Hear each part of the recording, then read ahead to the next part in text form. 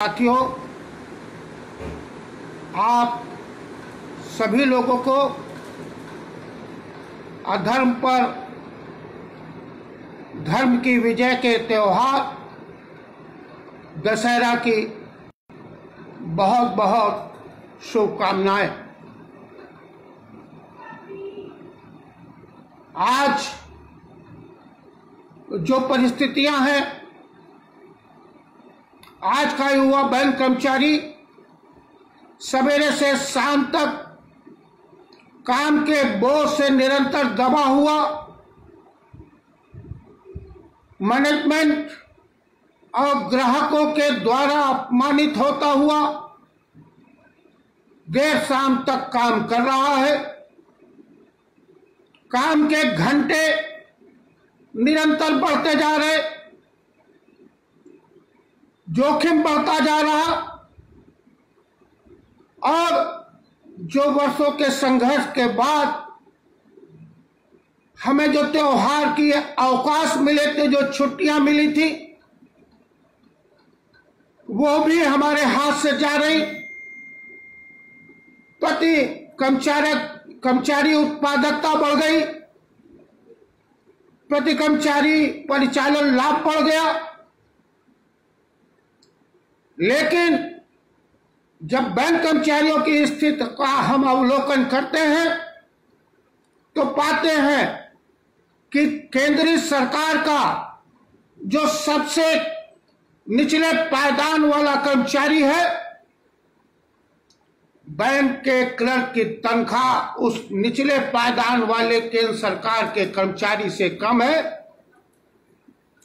केंद्र सरकार का जो बाबू है, क्लर्क है, हमारे अधिकारी का वेतन उससे कम है।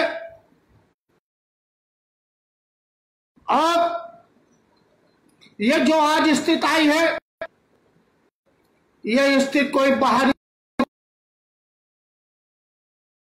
के लिए कोई सरकार दोषी नहीं है।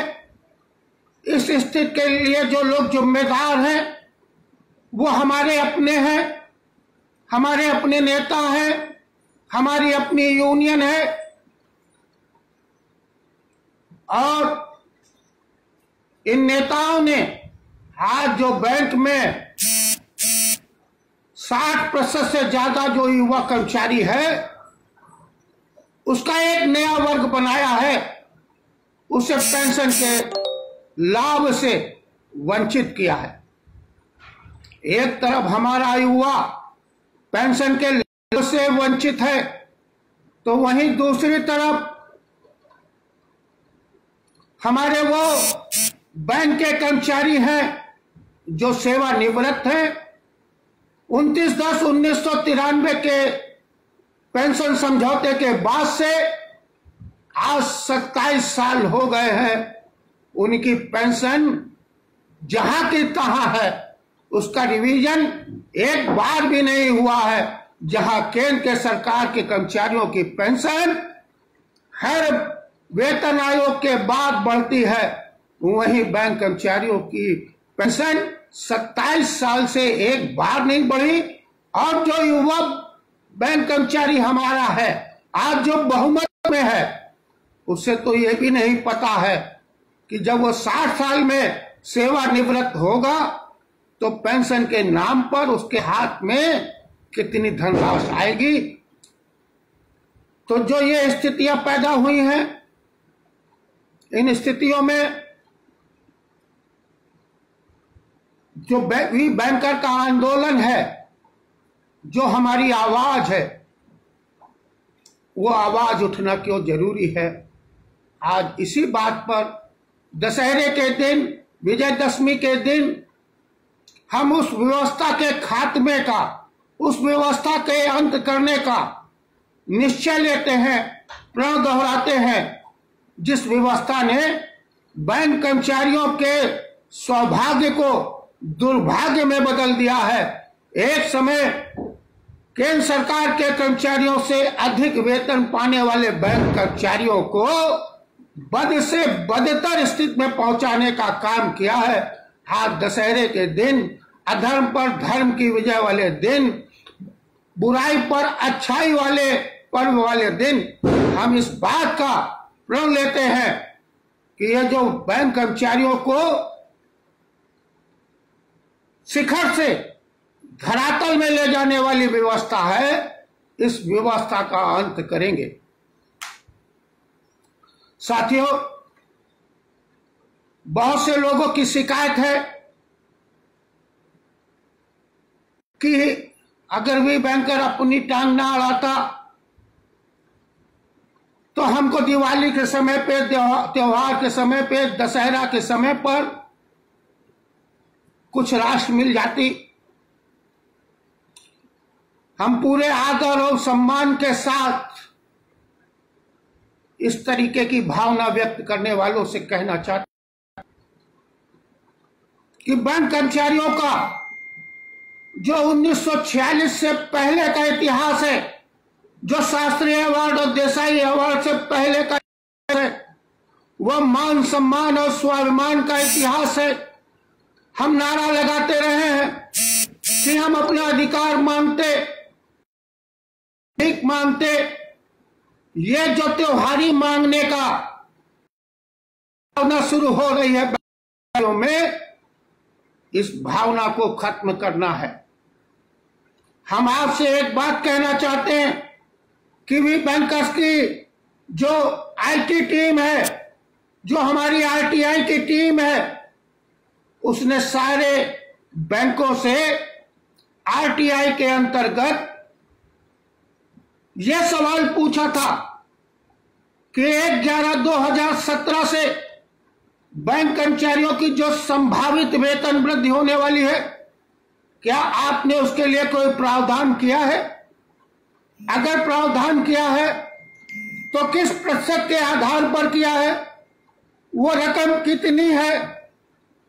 कई बैंकों ने भी बैंकर की आरटीआई पर सूचना प्रदान की है। उस सूचना के आधार पर उसमें उन्होंने प्रतिशत वृद्धि तो नहीं बताई है, लेकिन कितने करोड़ रुपया की राशि हर साल उन्होंने संभावित वेतन वृद्धि को ध्यान में रखते हुए उसका प्रावधान किया है, प्रोविजनिंग की है, यह भी बैंकर को बताया है।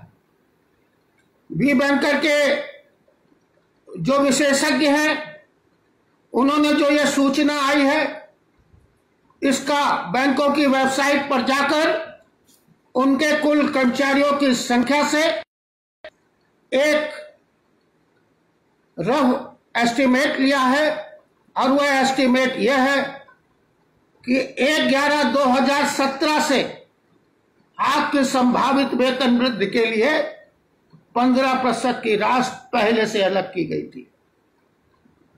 आज दशहरे के दिन हम आपसे एक बार फिर दोहराते हैं, पिछले साल हमने ये मांग की थी कि जो ये प्रावधान किया है, जो हमारे वेतन वृद्धि के लिए जो ये प्रोविजनिंग की है, ये पैसा बैंक कर्मचारियों का है।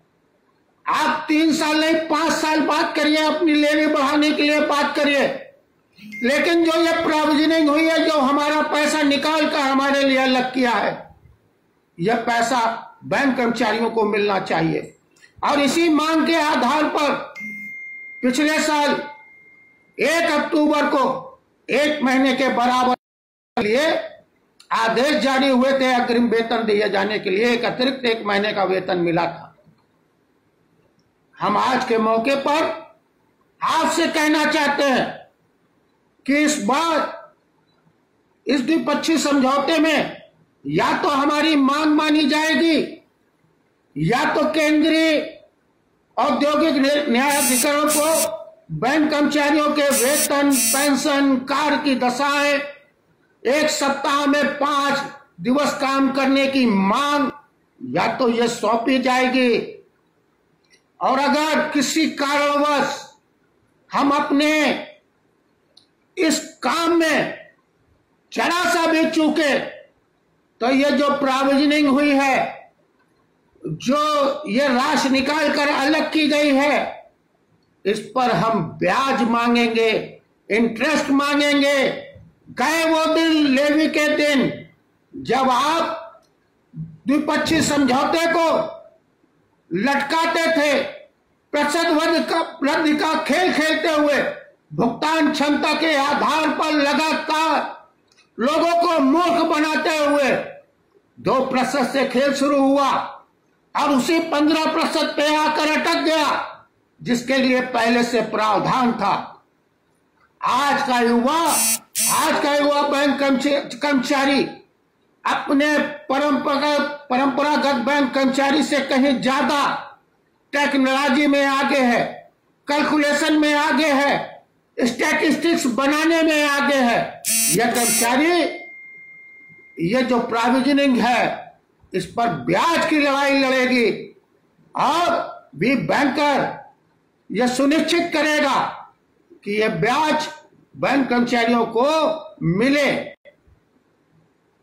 आप हमारे धन का उपयोग लोन्स एंड एडवांसेस के में कर रहे हैं, आप हमारा लाभ उठा रहे हैं और वेतन समझौते को आपने इतने समय तक लंबित किया, लोगों को धोखा दिया, एक सामूहिक चार्टर ऑफ डिमांड बनाया, लोगों को दिखाया कि हम ये स्मारक पत्र से ये हासिल करने वाले, 3 साल तक खेल खेला और फिर ना 5 दिवसीय बैंकिंग की मांग मानी गई, ना स्पेशल अलाउंस को बेसिक में जोड़ने की मांग मानी गई, ना रेगुलेटेड वर्किंग आवर हुए, ना 8वें द्विपक्षीय समझौते के जो पैरा 31 में प्रावधान करवाए आए थे कि बैंक कर्मचारी थर्ड पार्टी प्रोडक्ट भी बेचेंगे, अब इंश्योरेंस एजेंट भी होंगे, अब न जाने कितने तरीके के काम बैंक कर्मचारी करेंगे। वो जो 8वें द्विपक्षीय समझौते में पैरा 31 के प्रावधान जुड़वा कर आए थे, उन प्रावधानों को भी आज आप नहीं खत्म कर रहे। तो ये ऐसी स्थितियां हैं जिन स्थितियों में हम चाहते हैं कि युवा बैंक कर्मचारी आगे आए, मोर्चे से अगुवाई करें, अपने इस इतिहास को बदलने की कोशिश करें। एक बार फिर से अगर वही स्थितियां पैदा हुई हैं कि जो 1946 के पहले थी कि बैंक कर्मचारियों के बैंक आने का समय तो नियत था, लेकिन बैंक कर्मचारियों के जाने का समय नियत नहीं था। उस समय जो बहादुर लोग थे, निडर लोग थे, जिन्होंने पूरी निष्ठा से, समर्पण से, बहादुरी से बैंक कर्मचारियों की आवाज बुलंद किया था, यूनियन की निर्माण किया था। एक ऐसी यूनियन बनी थी जिस यूनियन ने शास्त्री अवार्ड और देसाई अवार्ड जैसे अवार्ड दिए थे, जिसने जोखिम के आधार पर बैंक कर्मचारियों को केंद्रीय कर्मचारियों से ऊपर दर्जा दिलवाया था। आज की युवा पीढ़ी को उसी इतिहास को फिर से अपना हाथों से लिखना है। आज फिर से भी बैंकर को एक इतनी मजबूत यूनियन बनाना है कि अंधेरे के बीच में वो एक रोशनी की किरण साबित हो। एक बार जो बैंक में युवा तलवाई आई है, उसके अंदर फिर से वो जागृति आए। और ये बात मैं आपसे इसलिए कह रहा हूं कि बी बैंकर ने उसी संगठन के स्वरूप को अंगीकार किया है जो 1946 और उससे पहले बैंक कर्मचारियों की यूनियन का स्वरूप हुआ करता था। वह स्वरूप था unitary organisation, bank wise union नहीं, बैंक कर्मचारियों का केवल एक संगठन। इस एक संगठन होने के क्या फायदे हैं? आज बैंकों में पद और अधिकार के मद और घमंड में चूर तमाम रावण है। ये रावण पद और घमंड में चूर होकर व्हाट्सएप के जरिए न केवल देर रात तक आदेश देते हैं, बल्कि धमकियां भी देते हैं। वी बैंकर का संगठनात्मक स्वरूप ऐसा है कि अगर बैंक ऑफ बड़ौदा में इस तरीके का कोई लंकेश पैदा हो जाए, कोई रावण पैदा हो जाए, तो जब बैंक ऑफ बड़ौदा के कर्मचारी अपनी अपनी सीटों पर ईमानदारी से काम कर रहे हो, तब दूसरे बैंकों में काम करने वाले भी बैंकर्स के रड़बाकरे बैंक ऑफ बड़ौदा में जाएं और इस लंकेश को, जो आज घमंड में चूर है, अपने पद और अहंकार, अधिकारों के अहंकार में चूर है, उसको उसकी असली हैसियत आए। बैंक कर्मचारियों के बीच से जो ये स्थानांतरण का भय है, जो ये सस्पेंड हो जाने का भय है, जो ये परफॉर्मेंस अप्रेजल में नंबर कम हो जाने का डर है, इस डर को भगाने का करने के लिए वी बैंकर ने उसी जांचे परखे और कसौटी पे खरे उतरे संगठनात्मक स्वरूप को अंगीकार किया है, जो स्वरूप बैंक कर्मचारियों को अर्थ से शिखर पर ले गया था। इसलिए वी बैंकर का आंदोलन परंपरागत ट्रेड यूनियन के आंदोलन से एक भिन्न आंदोलन है। उन्होंने अपना सारा स्वरूप इस तरीके का बना लिया है, आईबी के साथ उनकी साठगांठ कुछ इस तरीके की है कि दोनों एक दूसरे के भलाई का काम कर रहे हैं, एक दूसरे के अस्तित्व की रक्षा करने का काम कर रहे हैं। कल मैंने आपको बताया था कि 21 अक्टूबर को चेन्नई हाई कोर्ट में श्री एलेक्स की रिट के जवाब में जो अधिकारियों का सबसे बड़ा संगठन है, सबसे ताकतवर संगठन है, जिसकी सदस्य संख्या EIPA और NCB से भी ज्यादा है, उस संगठन के उपाध्यक्ष महोदय ने जो शपथ पत्र दाखिल किया है, वो शपथ पत्र ऐसा लगता है कि किसी एसोसिएशन का शपथ पत्र नहीं है। ऐसा लगता है कि IPA ने ड्राफ्ट किया है और उसे IABF के राष्ट्रीय उपाध्यक्ष ने उस पर हस्ताक्षर किए। ऐसी बातें कह रहे हैं, वो कह रहे हैं IPA के फैसिलिटेटर होने के चरित्र को मान्यता दे रहे। हम पूरा एक सवाल पूछना चाहते हैं, हम अपने इन महान नेताओं से जो बहुत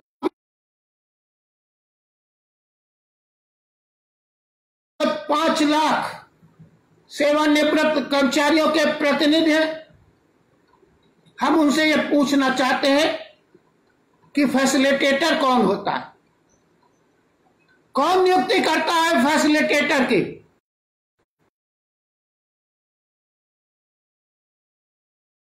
बैंकों के मैनेजमेंट के साथ अलग अलग समझौता करके IBA को फैसिलिटेटर की मान्यता दी है। कैसे बन गया IBA हमारा फैसिलिटेटर? अभी जब 10 समझौते जिनका हवाला अपने शपथ पत्र में दे रहे हो, उन शपथ पत्र में जो बातें उसको यथार्थ में देखो। अभी जो 10 द्विपक्षीय समझौते हुए, उसमें एक तरफ लिखा जाता था for and behalf of Indian banks association. अब तक ये कहा जाता था कि भारतीय बैंक संघ नियोक्ता बैंकों का प्रतिनिधि है। अभी तक ये कहा जाता था कि IBA जो है वो एम्प्लॉयर बैंक्स की एसोसिएशन है, और जैसे ही वी बैंकर उसके ऊपर सवाल पैदा करता है, 2019 में उसकी वैधानिकता को चुनौती देता है, उसकी पावर, कॉम्पिटेंस और अथॉरिटी को चैलेंज करता है, वैसे ही IPA फैसिलिटेटर बन जाती है। कैसे फैसिलिटेटर बन सकती है? यह सवाल है, यह सवाल भी बैंक ने उठाए। इसलिए उठाए कि देश की सबसे बड़ी जो संस्था है, से भी बड़ी संस्था है, का अधिकार है, भारत की संसद उसने एक एक्ट पास किया है बैंकों के राष्ट्रीयकरण के बाद पास किया है, और उस एक्ट का नाम है banking companies acquisition and transfer of undertaking act. इस एक्ट को पढ़िए, सेक्शन 23 में जाइए, सब सेक्शन ई और एफ पढ़िए। इस सेक्शन ने ये अधिकार दिया है बैंक के बोर्ड को कि वो बैंक के कर्मचारियों के वेतन, पेंशन, इन सारी चीजों का निर्णय ले, और कैसे ले? रिजर्व बैंक से, in consultation with reserve bank of India ले। तो जब एक तरफ तो बैंक के बोर्ड को यह अधिकार हुआ, अब कर्मचारियों का पक्ष कौन देखेगा? कर्मचारियों की आवाज कौन बुलंद करेगा? कर्मचारियों की आवाज कैसे सुनी जाएगी? इसके लिए एक कोड ऑफ डिसिप्लिन बना। उस कोड ऑफ डिसिप्लिन में यह प्रावधान किया गया कि बैंक कर्मचारियों के प्रतिनिधि शाखा स्तर पर, प्रदेश के स्तर पर और देश के स्तर पर कर्मचारियों के सीक्रेट बैलेट से चुने जाएंगे। कई यूनियनें हो सकती हैं एक बैंक में, लेकिन हर यूनियन को उसकी सदस्य संख्या के आधार पर राष्ट्रीय स्तर पर प्रतिनिधित्व मिलेगा। निचले स्तर पर कोई भी यूनियन किसी भी पद के लिए चुनाव लड़ सकती है। यह व्यवस्था की गई कोड ऑफ डिसिप्लिन में।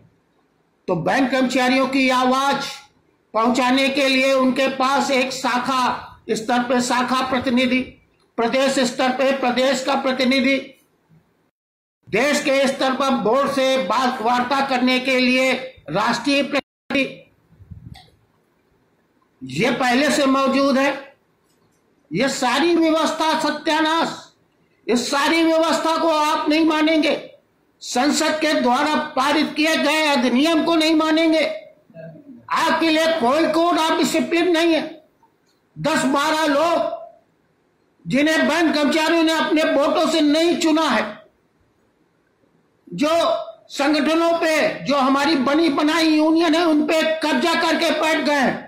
नीचे से ऊपर तक पदाधिकारियों के रूप में चमचों का बोलबाला, जहां निष्ठा और समर्पण की कोई वैल्यू नहीं है, जिन्होंने पिछले जब से यूनियन पर लाल झंडे वालों का प्रभुत्व स्थापित हुआ है, उन्होंने लोगों को अपनी अपनी यूनियन से निकालने का काम किया। अगर उनके खिलाफ, उनके पापों के खिलाफ, उनकी बुराइयों के खिलाफ कर्मचारियों की कोई आवाज उठती है तो वो उसे यूनियन से निकाल के बाहर कर देते हैं। यूनियन में कोई आंतरिक प्रजातंत्र नहीं, यूनियन में कोई जवाबदेही नहीं। तो मेरा अपना बिल्कुल आप लोगों से यह कहना है कि यूनियन का मतलब झंडे और डंडे नहीं होता। यूनियन का मतलब कोई लेटर पैड नहीं होता। यूनियनों का मतलब दूसरे के दुख में दुखी हो जाने की भावना होता है। यदि हम और आप केवल 2 लोग एक दूसरे के साथ संयुक्त, एक दूसरे के दुख में भागीदारी करने का वचन लेते, तब भी एक यूनियन बनती है। इतिहास गवाह है कि क्रांति की शुरुआत कभी बुद्धिजीवियों के द्वारा नहीं होती, कभी क्रांति की शुरुआत इंटेलेक्चुअल्स के द्वारा नहीं हुई है। क्रांति की शुरुआत हमेशा भावुक लोगों के द्वारा होती है। क्रांति की शुरुआत हमेशा मुट्ठी भर लोग करते हैं। क्रांति की शुरुआत कभी बहुमत ने नहीं की है। आज यह बात प्रमाणित है कि क्वांटिटी नेवर विंस और क्वालिटी एवर विंस। आज भी बैंकर एक क्वालिटी है, इसलिए क्वालिटी है, उसने प्रमाणित किया है कि क्वालिटी है वी बैंकर के पास। आज वी बैंकर ने उसके युवाओं ने, उसके युवा नेतृत्व ने आईपीए, ये नौ जमी जमाई यूनियन स्थापित यूनियन, केंद्र सरकार, इन सबको चुनौती दी है। पूरे 1 साल से इनकी नकेल को कस के रखा हुआ है और आगे आने वाला समय वी बैंकर्स का समय है।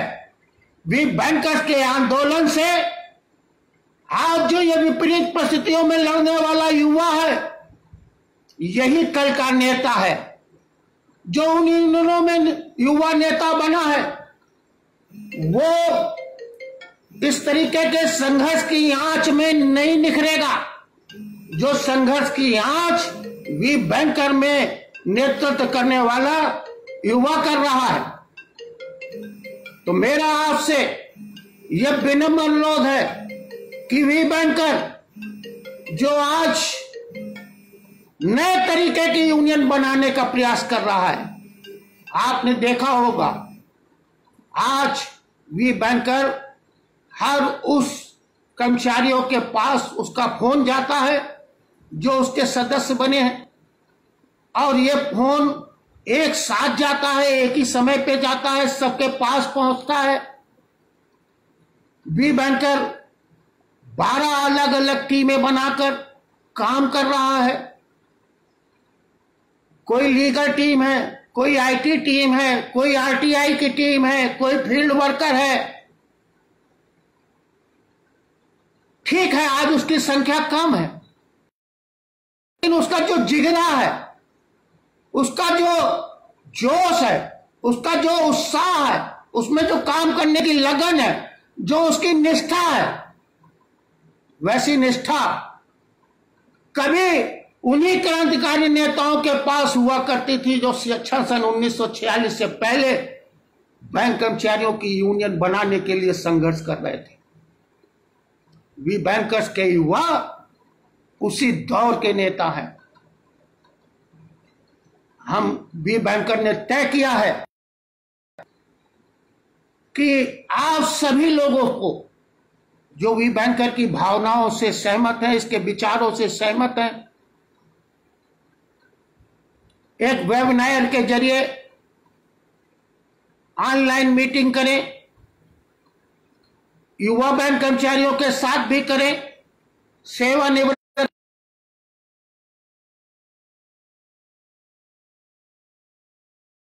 दोनों ही तरीके के नेताओं की जरूरत है, दोनों ही तरीके के कर्मचारियों की जरूरत है।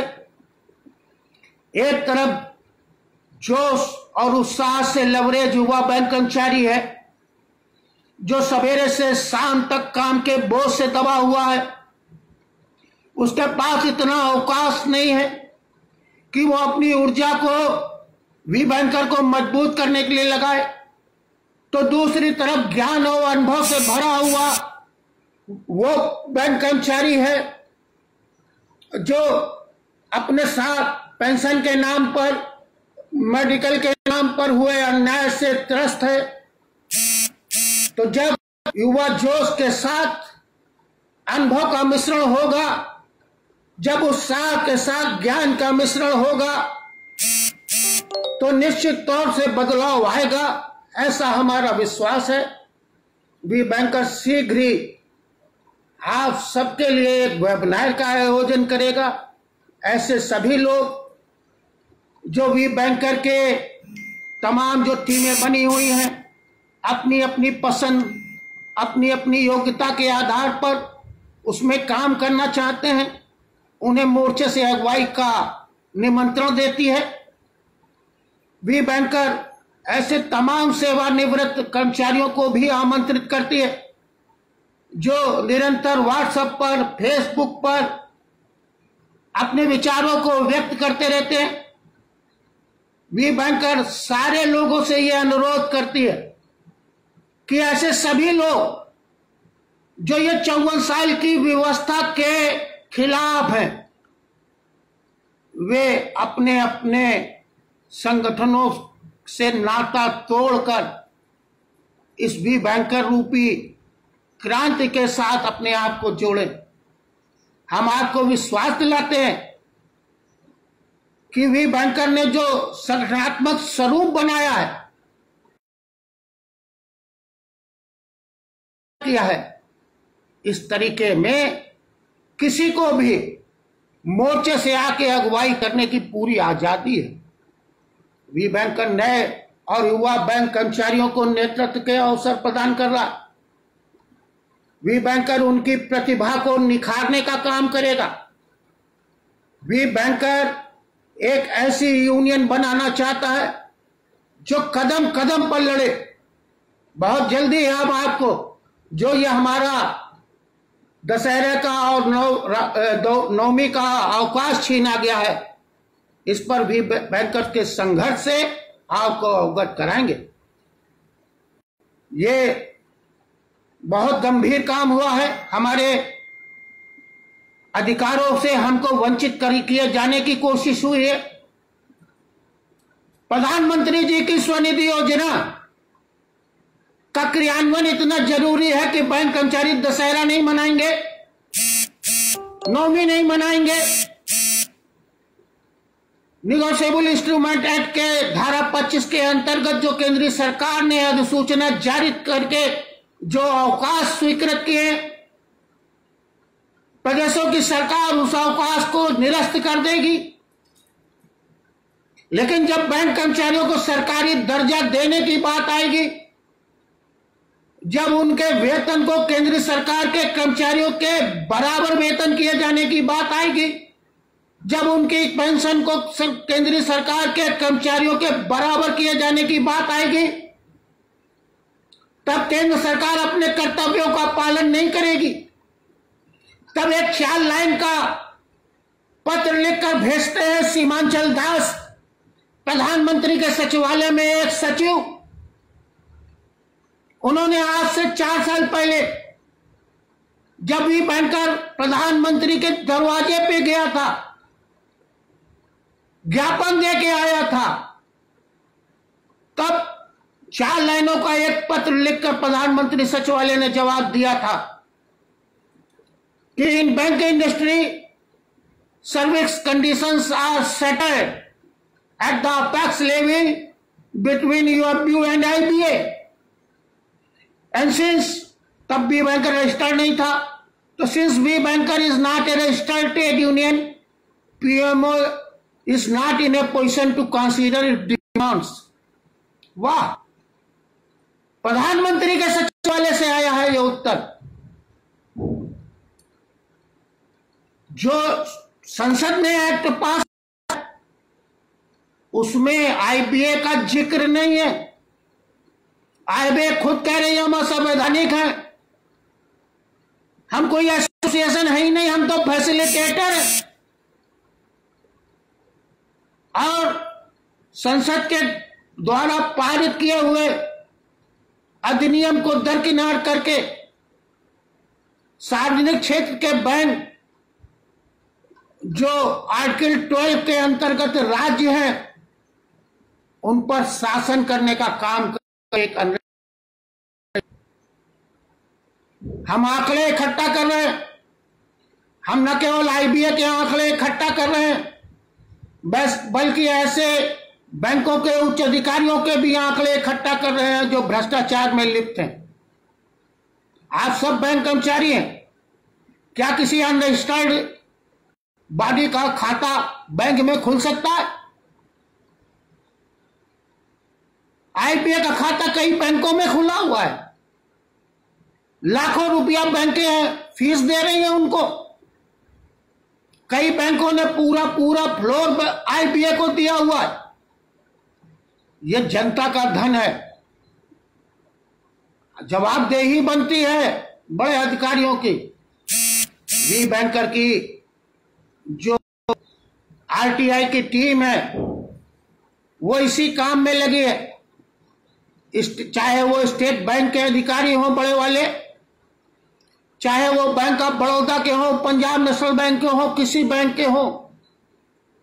वी बैंकर को अगर कहीं भी जरा भी सूचना मिल रही है, वी बैंकर की आरटीआई की टीम उसे अपने संज्ञान में ले रही है और भ्रष्टाचार के खिलाफ आवाज बुलंद कर रही है।